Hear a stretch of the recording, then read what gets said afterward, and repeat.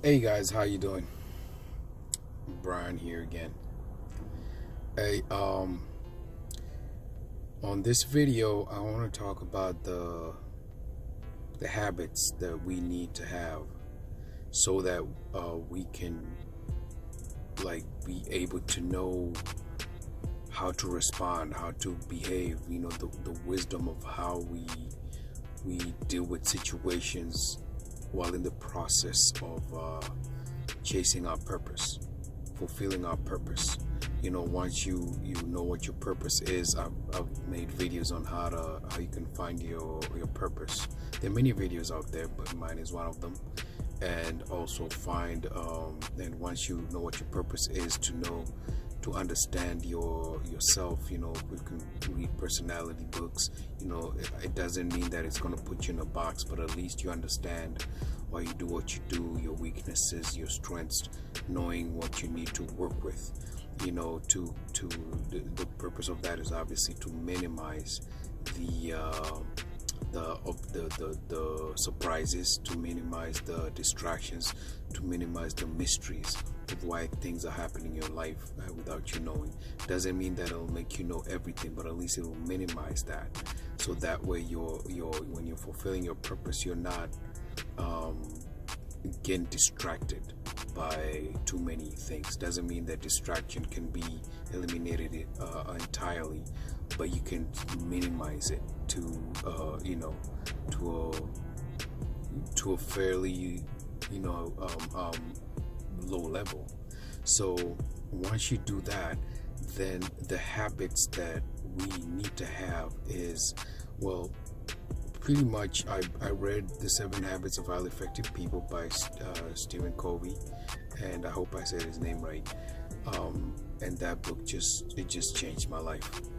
The principles that he talks about in that book just completely changed my life. I read the book when I was super hungry for knowledge. I was in trouble in a situation, as far as relationships were concerned. And when I read the book, I was super hungry for knowledge and for understanding, like what had just happened. When I read it, it just lit up all the dark rooms in my mind, like the rooms I didn't even know I had, were lit up. And not only that, it showed me stuff that I didn't know that I didn't know. And that's important. And that's what kept me going till today, because I'm always asking, what is it? What else do I not know? So keep reading books, and I keep listening to people who are smarter than me. So anyway, the 7 habits. There's people who read it and it doesn't do anything for them. And I kind of my analogy to that is like, if you give somebody who's super starving, you give him a burger that is decent but not like super top quality, they're really gonna appreciate it, and it's probably gonna taste super delicious. But if you give it to somebody who's like, people sometimes say, I can eat. Sometimes they're not super hungry. They're like, I could take a bite. So you could give him a top quality burger, and they'll be appreciated, but not to the level of the starving guy who you just gave a regular burger. Not saying that he doesn't deserve a quality burger, but you understand what I'm saying. So this book, some people will read it and it will be like, it won't really do anything for them because they were not that hungry for the knowledge. And some people read it and it'll totally turn their world upside down in a positive way. So if you can read the book and find a way to, even if you're not hungry, you're not in a place where like you're starving for knowledge, for information, you can read it to where you can make yourself actually consider the information that you're getting. Like you can make yourself hungry artificially, and it can change your life. But by where you're like just telling yourself, this is important information, that what I'm reading it has changed a lot of people's lives. Let me find out what it is that they saw in the book. Maybe borrow their hunger, so that way it can also like impact you, just that it has done a lot of people. So one of the basic things, I'm not going to talk about the whole book. I'm just telling you what helped me to see what are the habits I need to carry along my life, and to apply into the 7 aspects of life, which there's the 7 habits and the 7 aspects of life that I need to. Which habits do I need to have to apply into my aspects and my purpose to minimize distractions, so I can fulfill my purpose with minimal distractions, and even when things do go wrong, help you to know what to fix, so that there's minimal delays in anything that you're doing.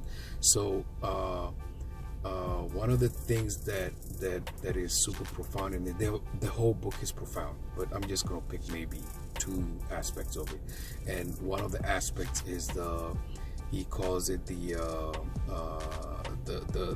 quadrant. It's a quadrant, 4 squares, and he talks about how some things are important, but they're not urgent, and there's some things that are not important, but they are urgent, and some things that are important, you know what I mean. So the first corner, so it's like you have a quadrant, right? And the first space, I would say the top left square, is what he talks about, things that are urgent and are important. So what that means is that urgency means that they have a deadline, and important means they have to be done, because if they don't, then there's consequences, So there's things like crisis, like medical emergencies, like pressing problems, like deadline driven projects, things like last minute procrastinations for schedules. Those are things that have they're urgent and they have a deadline. So those kind of control you. So you have to manage them, but that's what they do. They control you because of that deadline aspect and urgency to it. Now, then the next square is activities that, let's say top right. Okay, so these are activities that are not urgent. They don't have a deadline, but they're super important. Things like preparation, like planning, like, prevention, like values, like exercising, like relationship building, like visualizing, like things that that if you did, they would dramatically change your life, but because they're not urgent, they don't have a deadline, they don't have an expiry date, they tend to be ignored, even though that's where we should live. Those are the activities that we should like live doing, because what those activities do, activities that are not urgent but are important, they minimize the control of the things that are urgent and important in your life. Read the book. I'm just like touching, really. I'm not, if you read the book, you'll understand what I'm saying. That's just part of it, and then there's a quadrant that at the bottom left. Bottom left is things that are not important, but they are urgent, like interruptions, some calls, some mail reports, some meetings. Sometimes you have pressing matters, many popular activities, so these things, they're not important. Like if you didn't do them, they won't really change your life, but they're urgent. The phone is ringing, I have to pick it up. There's a meeting and you have to be there at a certain time. They have deadlines, but they're not that important. Like if you missed out and didn't do them, they won't really significantly change your life, and then the last quadrant is the one at the bottom right. So those are things that they're not urgent and they're not important. They call them time wasters. Trivial things like busy work, like junk mail, like some phones, like messages, emails, time wasters. That's what they are. Those are time wasters. So you avoid the bottom 2 spaces, the bottom 2 squares. You avoid those, and then the top left, which is things that are urgent and important, you manage. And the things that you that are not urgent but important, you focus on those. Because the more you focus on things that are not urgent, don't have a deadline, but are important, you actually minimize the control that things are important and urgent have over you. Again, I said, read the book. I'm just brushing. It's important that I mention these habits because they are part of your purpose, you know. And like I said, I'm sharing my experience to where hopefully it'll help other people who can relate to what I'm saying, and it can help them too, just like it helped me. All right, so that's a major aspect of the 7 habits of highly effective people. So now there's also the situation where you so that's the quadrant aspect of the book. Now there's a situation where you get to where you are now needing to have a guideline on how to behave on a day-to-day basis, on how to deal with situation, distractions, when you get whatever stimulates you in terms of you leading your day-to-day life, which are the 7 habits that Steve Covey talks about, you know. And I'm just gonna super go like real fast on them because I know that the people watching this video, the people who watch this kind of videos, will probably want to read those kind of books. So what I'm saying is I'm kind of like whetting your appetite. If you've read the book, I hope it really impacted your life. If it didn't, maybe go back, read it again, and borrow the hunger that those people whose lives it did change, they read it with that borrowed hunger. You know, see like what is it that guy got from the book that I didn't, and then read it with that intensity, borrowed hunger. You know, pretty much that's what I would say. You know, so the 7 habits. You know, the first one is being proactive. Being proactive is the opposite of being reactive. Being proactive, just to me, I'm going to super simplify it. It just means that when something happens to you, instead of reacting is something happens, you react. Like there's no gap in between. Proactive means something happens to you, and before you react, you pause. It's like you press the pause button of life, and to see what your response will be. Like what is the most appropriate response that you're gonna have. Like you kind of think about it before you respond. Now, of course, this is not going to apply to every situation. If you're in an emergency situation, yes, you still have to think. You know, it still would help in that situation.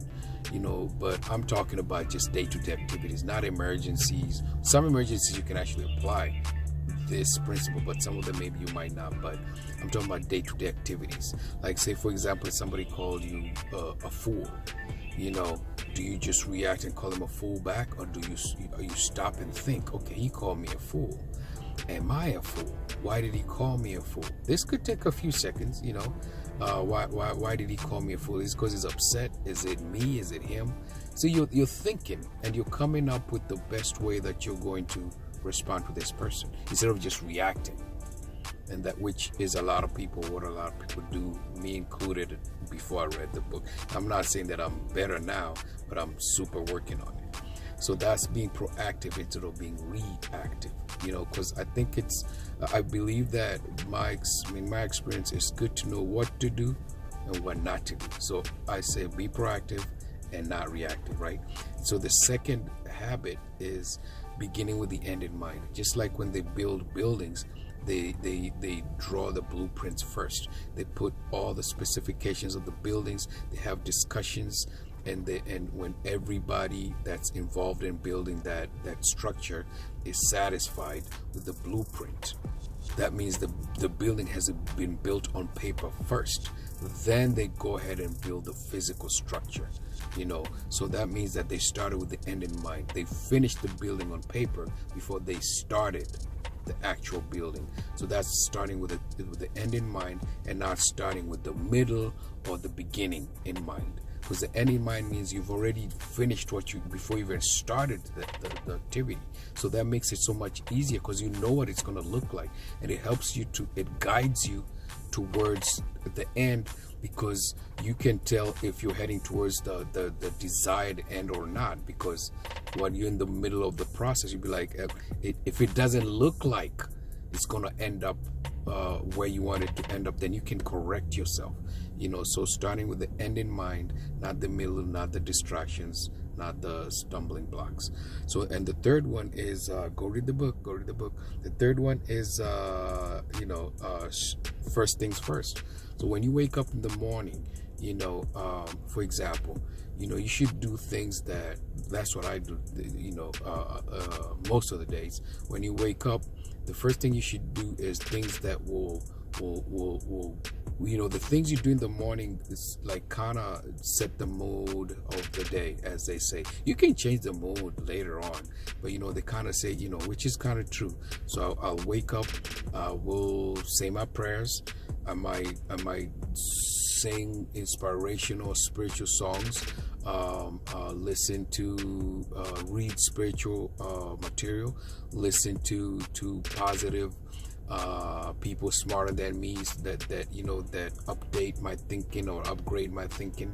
I will listen to that, and so that way my day's mode is set in the morning. First things first, and not last things first. Not waking up looking at Instagram, or waking up to Facebook, unless Facebook is part of your positive energy build up to set the mode for the right mode for the rest of the day.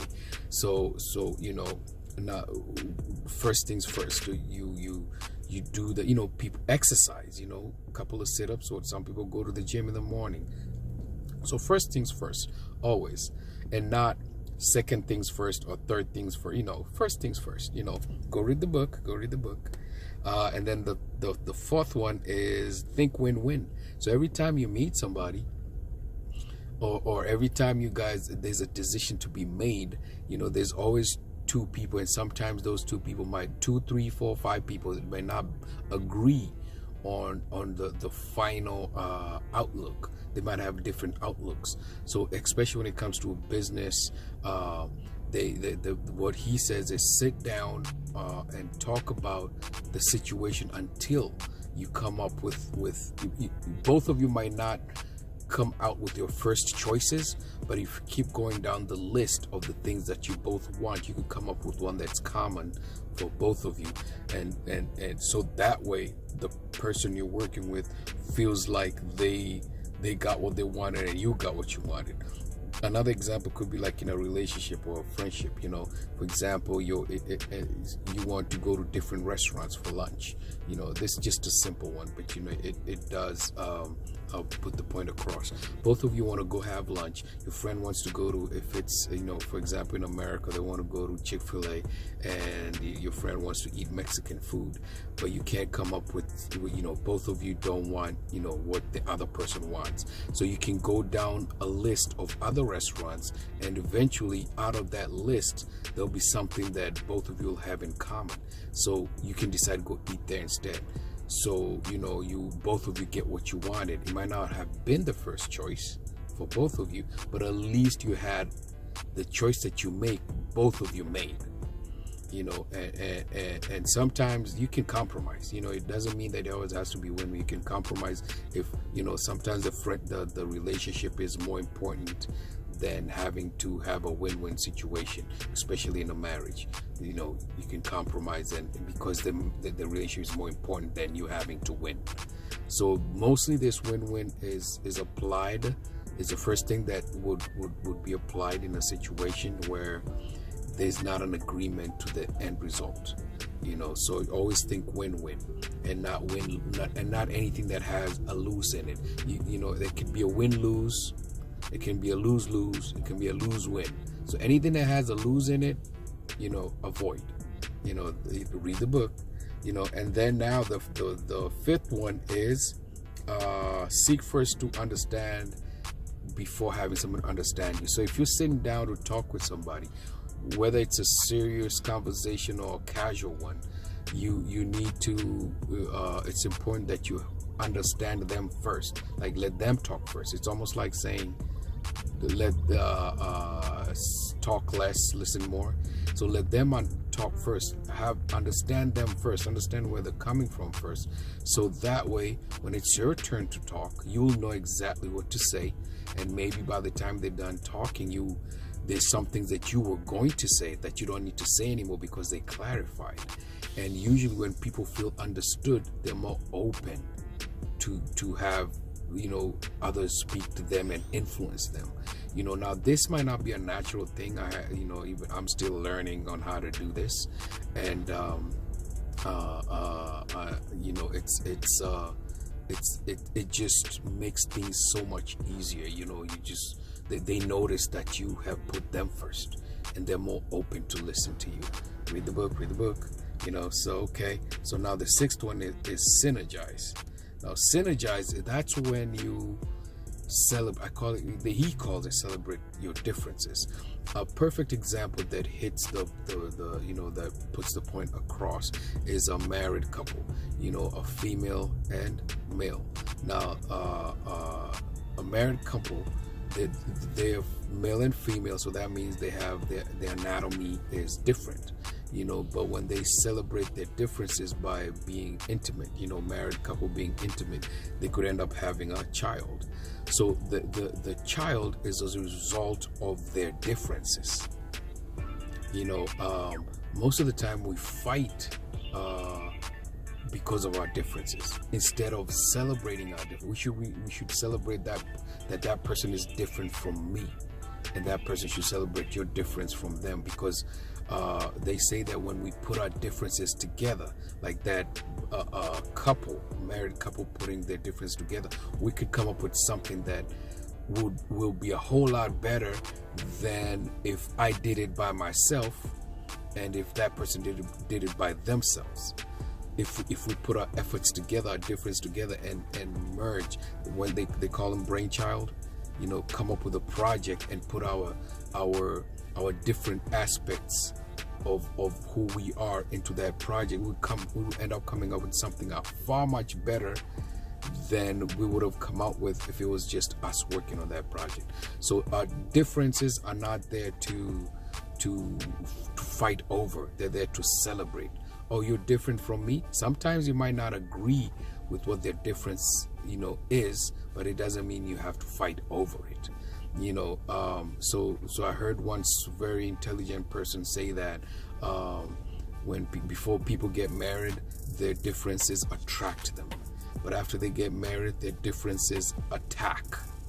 So their differences attract, but before marriage, differences attract, and after marriage, differences attack. You know, so we shouldn't do that. So, you know, because once you get married, you know, usually before you're married, the hormones are kicking in and it's easy to accept the other person's differences. But once the levels of hormones, you know, the chemicals that get you all, you know, crazy in love with this person, once they die down, then suddenly the differences that made them attractive start looking very irritable. But if you live on purpose, you can suppress that urge, and still, this time on purpose, you know, minus the chemicals that were helping you earlier before you got married, you can actually still enjoy the differences, but this time purposefully. You know, read the book. Okay, so the last one, but definitely not the list, is sharpening your saw. So the seventh habit of sharpening saw is when you live life, when you're busy fulfilling your purpose, when you're busy, you know, changing, making a difference in the world, you need to walk around with a sharp mind. You know, and because if you don't, if you try to cut down a tree with a dull axe, or cut a piece of wood with a dull saw, you have to work harder, because, you know, it's not sharp. You know, pretty obvious. You know, sit down, take more time, sharpen your axe. You know, and that way, when you cut down that tree, it's not gonna be as hard as it would have been if the axe wasn't sharp. So that's your brain. You need to do things that sharpen your brain. For me, my experience is reading, listening to audiobooks, podcasts, having intelligent conversations that sharpens my mind. You know, morning prayer, listening to positive music, you know, things that that's what sharpens my axe or my saw. So they say sharpen that saw before you start your whatever it is that you need to do. And I heard a very smart person say that sometimes reading might not be necessarily you gaining information, but it's just to keep your mind awake, alert, to keep your mind like ready and active. Sharpening the saw, exercising and sharpening the saw. There's various aspects you can do. So don't walk around with a dull saw. Again, I'm not here to talk about. I'm just touching, because it's part of the process of the 7 aspects of life. Just touching about the book. There are many other books out there, I'm sure. I'm not saying this is the only one, but remember, I'm just sharing what really changed my life and hoping that I can help other people, with my experience. So basically, that's the 7 habits. You found your purpose, and then you work on your personality and who you are and what you need to work with on your personality, and then you work on the 7 habits, based on the quadrant 2 activities. And once you do that, the 7 habits, you apply them in the 7 aspects, which is your vehicle that will help you to drive you towards your destiny, as you fulfill your purpose every day. See, so because you have to know how to behave, and you have to know where to behave, how to behave the way you need to behave towards what, and what is it I need to work on to minimize the distractions, so that me fulfilling my purpose has the most minimum distractions possible. See, so with that, I believe I've kind of said everything that I wanted to say. But if you can really find a way to get your hands on this book, with that, I am done, and I'll see you on the next video. Bye bye.